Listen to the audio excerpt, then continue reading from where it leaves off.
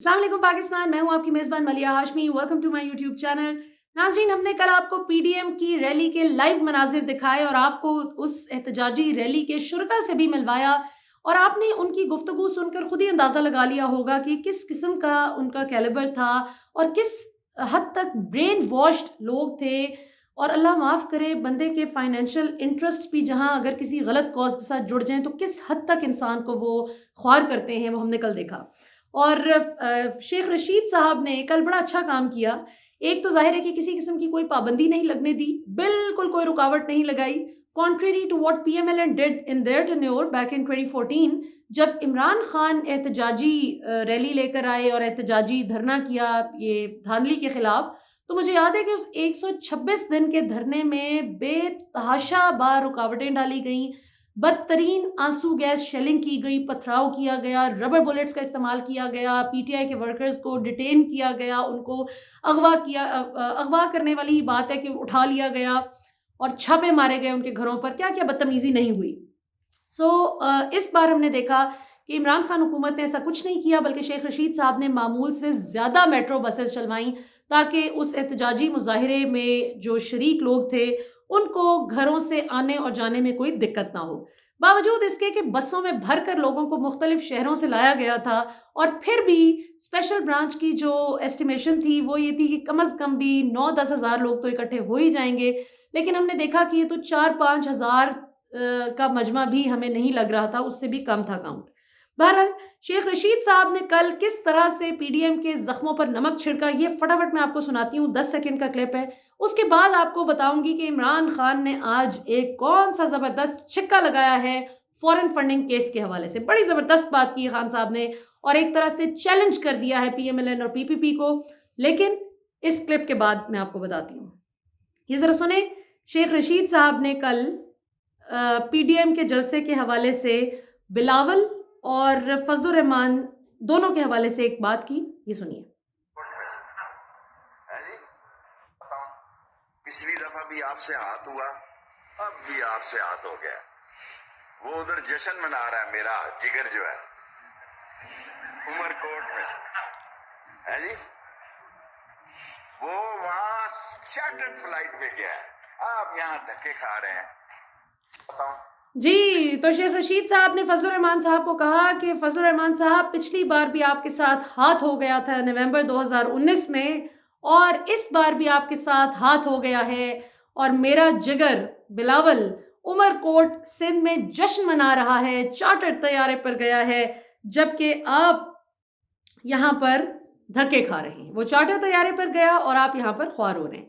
So basically उन्होंने जो है पीपल्स पार्टी की जो डिसएग्रीमेंट है कौमी सलामती इदारों पर हमले के हवाले से, जो नून लीग और फजलुर रहमान साहब के साथ वो नहीं चल रही पीपल्स पार्टी के हवाले से, उस पर चोट की है शेख साहब ने बड़े सटल तरीके से। और मैंने कल शेरी रहमान साहिबा को भी देखा जो कि बिल्कुल बेयारो मददगार साइड पर खड़ी थी, अवाम में साइड पर जो उनका कंटेनर था उसकी बैक साइड पे। तो मैंने उनसे पूछा कि आप ऊपर क्यों नहीं जाती? तो उन्होंने कहा वहाँ बहुत हंगामा है, मैं इसलिए नहीं जा रही, मैं इधर ही ठीक हूँ। तो ये तो हाल है कि एक दूसरे को आप ऑब्वियसली अब वो प्रोटोकॉल भी नहीं दे रहे क्योंकि एक दूसरे के साथ आप खुद सेम पेज पर नहीं है। बहरहाल जी, इमरान खान साहब की बात करते हैं। आज उन्होंने कहा है कि मैं दरख्वास्त करता हूँ कि ये जो फॉरेन फंडिंग केस की समाअत है ये ओपन होनी चाहिए, ये ओपन समाअत होनी चाहिए और इसको टीवी पर लाइव टेलीकास्ट करना चाहिए। It should be telecasted live on television screens, ताकि पाकिस्तान की आवाम अपने घरों में बैठकर बच्चा बच्चा इस सारी फॉरेन फंडिंग केस की डिटेल्स को समझे, देखे, ताकि प्रोपेगेंडा में और सच में उसको फ़र्क समझ आ सके। क्योंकि अभी तक हमने देखा कि नून लीग और पीपल्स पार्टी ने बज़ाहिर तो ये केस किया था इमरान खान और पीटीआई को ख़राब करने के लिए, लेकिन पीटीआई ने इलेक्शन कमीशन ऑफ पाकिस्तान को तमाम तर तफसीलात दे दी। जो 40,000 उनके सर्टिफाइड अकाउंट्स हैं जिन्होंने पीटीआई को डोनेशंस भेजी, कंट्रीब्यूट किया फाइनेंशियली पीटीआई की स्टेबिलिटी के लिए, वो सारी डिटेल्स जमा करवा दी हैं पीटीआई ने इलेक्शन कमीशन को। और पीटीआई का केस फॉरेन फंडिंग का था भी नहीं, प्रोहिबिटेड फंडिंग का केस था। लेकिन ये लोग तकिया कर रहे थे अकबर एस बाबर की 2014 की जो आहो فغاں تھی، کیونکہ ان آبویسلی وہ پرسنل لیول پر ان کا کوئی گرج ہے عمران خان صاحب سے، جس کی وجہ سے انہوں نے سارا شروع کیا. لیکن پی ایم ایل این کو بڑی امید تھی، جس طرح ریحام خان سے ان کو بہت امید تھی، لیکن وہ کارڈ بھی پٹ گیا. اسی طرح اکبر ایس بابر سے بھی ان کو بہت سالوں سے امید چلی آ رہی ہے. پھر حنیف عباسی صاحب اکبر ایس بابر کی ہی جو درخواست تھی اسی کو کاپی پیسٹ چھاپا مار کے 2 نومبر 2016 کو پہنچے عدالت میں، اور 15 دسمبر 2017 کو بری طرح سے عبرتناک شکست ہوئی ان کو. اور سپریم کورٹ آف پاکستان کا جو فیصلہ تھا اٹ واز کوائٹ ٹیلنگ. اس کے مطابق تو اگر کوئی سی بھی گڑبڑ، کوئی سا بھی جھول ہوتا تو بڑی آزاد تھی نون لیگ کی حکومت، کیونکہ اس وقت شاہد خاقان عباسی صاحب وزیر اعظم تھے، نواز شریف صاحب نااہل ہو چکے تھے. لیکن بھلے میاں صاحب نااہل ہو چکے تھے، شاہد خاقان عباسی صاحب تو اس وقت بھی کہتے تھے کہ میں خود کو وزیر اعظم نہیں سمجھتا، میرے لیے وزیر اعظم آج بھی نواز شریف ہیں. غلامی تو ہے نا، غلامانہ سوچ تو ہے ان لوگوں کی. سو خاقان عباسی صاحب اور ان کی کابینہ کے لیے بہت آسان بات تھی کہ وہ ایک آرام سے ریفرنس فائل کرتے اور پی ٹی آئی کو ہمیشہ کے لیے فارغ کروا دیتے سپریم کورٹ سے. لیکن وہ ایسا نہیں کر سکے. اس لیے نہیں کہ انہیں پی ٹی آئی سے کوئی ہمدردی ہے، اس لیے کہ ان کے پاس کچھ ایسا تھا ہی نہیں جس کی بنیاد پر وہ جاتے. سو یہ بہت سی مطلب ایسی چیزیں ہیں جو سمجھنے کی ضرورت ہے. پھر یہ کہ اکبر ایس بابر صاحب کا ایک عجیب و غریب قسم کا استدلال ہے، اصرار ہے کہ مجھے تفصیلات جمع کروائی جائیں جو پی ٹی آئی کی باہر سے، جو بیرون ممالک، جو اوورسیز پاکستانیز نے ان کو فنڈ کیا ہے، کس کس نے کیا ہے. اب اس پہ پی ٹی آئی کو اعتراض ہے. وہ کہتے ہیں کہ ہم الیکشن کمیشن کو تو جمع کروائیں، عدالت ہم سے پوچھیں، ہم جمع کروائیں، لیکن اکبر ایس بابر کون ہوتے ہیں جن کو ہم جمع کروائیں؟ اسی طرح جب فروخ حبیب بھی چھیڑتے ہیں نون لیگ اور پیپلز پارٹی کو کہ آپ بھی اپنی تفصیلات ہمیں جمع کرائیں، تو پھر نون لیگ اور پیپلز پارٹی بھی یہی جواب دیتی ہیں کہ آپ کو کس خوشی میں جمع کروائیں. سو بیسیکلی ابھی تک اگر دیکھا جائے تو ذرا upper hand P T I کا نظر آتا ہے اس حوالے سے، اور فیصلہ تو تمام جماعتوں کے حوالے سے اب آئے گا. اور پی ٹی آئی کی ظاہر ہے کہ خواہش ہے کہ یہ اکٹھا فیصلہ آنا چاہیے، تمام تر پارٹی سربراہان اکٹھے بیٹھیں تاکہ دودھ کا دودھ اور پانی کا پانی ہو جائے. سب کی تفصیلات پتہ چلنی چاہیے کہ کون کہاں سے فنڈنگ لے رہا ہے اور کس طرح سے. کیونکہ یاد رہے کہ عمران خان صاحب ابھی ریسنٹلی بول نیوز کو اپنے ایک ٹیلی ویژن ٹاک شو میں بتا بھی چکے ہیں کہ 2 ممالک ایسے ہیں جو ان پارٹیز کو، نون لیگ اور پیپلز پارٹی کو فنڈ کرتے ہیں.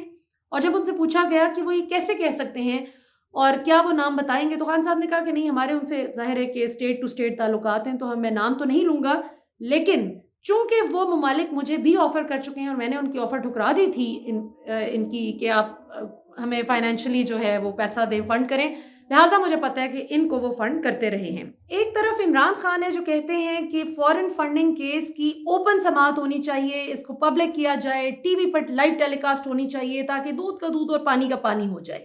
جبکہ دوسری طرف ہم دیکھتے ہیں کہ شہباز شریف صاحب کہتے ہیں کہ جی نیب والے الٹے بھی لڑک جائیں تو بھی کرپشن ثابت نہیں کر سکتے. اب یہ صرف انہوں نے ایک سٹیٹمنٹ نہیں دی، یہ بڑی زومانی بات ہے اگر اس پہ غور کیا جائے، کیونکہ وہ بھی کہتے ہیں کہ مجھ پر تو ایک دھیلے کی کرپشن ثابت نہیں ہوئی.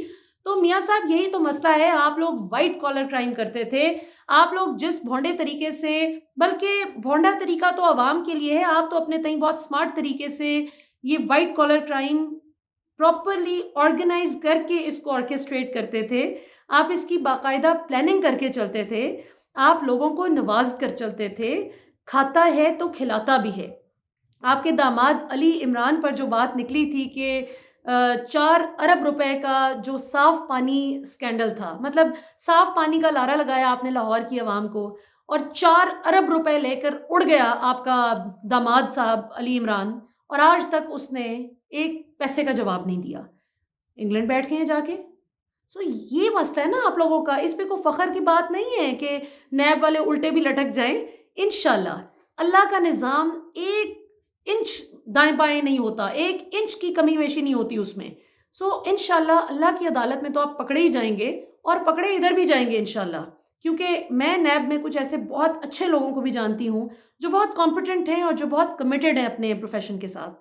تو انشاءاللہ میاں صاحب فکر نہ کریں، دیر آئے درست آئے، انشاءاللہ پکڑے تو جانا ہے. جس نے گڑبڑ کی اور جس جماعت کے شخص نے کی ہے گڑبڑ، پکڑے تو جائیں گے انشاءاللہ.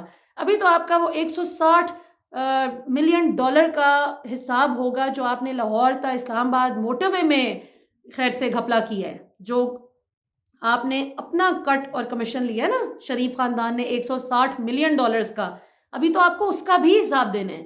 سو براڈ شیٹ اسکینڈل ابھی تو عوام آہستہ آہستہ چیپٹر وائز سمجھنے کی کوشش کر رہی ہے. یہ بالکل وہی بات ہے, آپ اسی زوم میں بیٹھے ہوئے جس طرح خواجہ آصف صاحب فرماتے تھے کہ میاں صاحب پینما لوگ بھول جان گے, Panama is not an issue. یہ ان کی پارلیمنٹ میں مقدس فلور آف دا ہاؤس پر کھڑے ہو کر خواجہ صاحب نے فرمایا تھا. آج خواجہ صاحب خود کہاں ہیں, نواز شریف صاحب کہاں ہیں, اور آپ سب کہاں ہیں؟ یہ مت سمجھیں گے نواز شریف اگر انگلینڈ میں بیٹھے ہوئے تو بڑی کوئی باعزت زندگی گزار رہے ہیں. شرم کی بات ہے, 2 پیالی چائے کی وہ کسی کے ساتھ بیٹھ کر نہیں پی سکتے عزت سے. جہاں جاتے ہیں لوگ چور چور کے نعرے لگاتے ہیں. تو جواب تو دینا ہوگا انشاءاللہ. تو اب دیکھتے ہیں شیخ صاحب ایز وی اسپیک. شیخ صاحب کراچی پہنچ چکے ہیں. کل فضل الرحمان صاحب اسرائیل مخالف ریلی کا ڈرامہ رچانے والے ہیں کراچی میں, اور اس سے پہلے کہ وہ وہاں پر پہنچیں فضل الرحمان صاحب کراچی میں, ہم دیکھ رہے ہیں کہ شیخ رشید صاحب ابھی سے پہنچ گئے وہاں پر, اور وہاں جا کر وہ پیٹرول اور ڈیزل کے انتظامات چیک کرنے والے ہیں کہ کیا پیٹرول ڈیزل ٹھیک ہے کراچی میں. سو لیٹس سی کیا ہوتا ہے, let's hope for the best. آپ کو کل انشاءاللہ مزید اس پر اپڈیٹ کریں گے.